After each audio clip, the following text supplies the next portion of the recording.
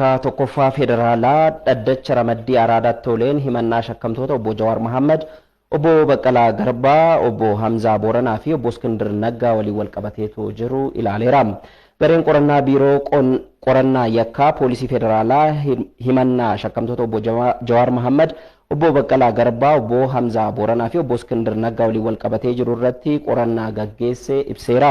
Haaluma kanaan shakkamtoonni kunneen du'a artiist Haacaaluu waliin wal qabatee walitti bu'iinsa uumame keessaa harka qabaachuu isaanii garee hidhatee reefii dirqamaan gara Finfinneetti akka deebi'u gochuu fi saba akkasumas amantaa waliin akka wal qabatu gochuu irratti harka qabaachuu fi ragaawwan garaagaraa walitti qabu ibsee jira. Ammas ragaa dabalataa isa barbaachisu qindeessuuf yeroon dabalataa akka kennamuuf gaafateera.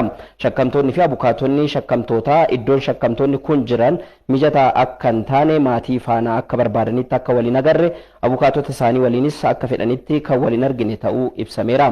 Manni murtichaas gaaffii gareen qorannaa dhiyeessee fi yaada shakkamtootaa fi abukaatota isaanii dhaggeeffachuun qajeelfama kenneera. Haala qabiinsa shakkamtootaa irratti rakkoon yoo jiraate poolisiin akka sirreessuu qajeelfamni kennamee jira. Akkaataa gaaffii beellama dheeressuu poolisiin gaafateen obbo Jawaar Mohaammed adoolessa 22 sa'a 8tiif kan obbo Baqqalaa Garbaa waliin wal qabatee jiru adoolessa 22 bara 2012 sa'aatii 8tti obbo Hamzaa Booranaa faana wal qabatee jiru adoolessa 21 bara 2012 sa'aatii 8tti fi obbo Iskindir Naggaa waliin wal qabatee kan jiru ammoo adoolessa 20 bara 2012tti beellamamu ibsamee jira. Girmaa Hundeetu gabaase.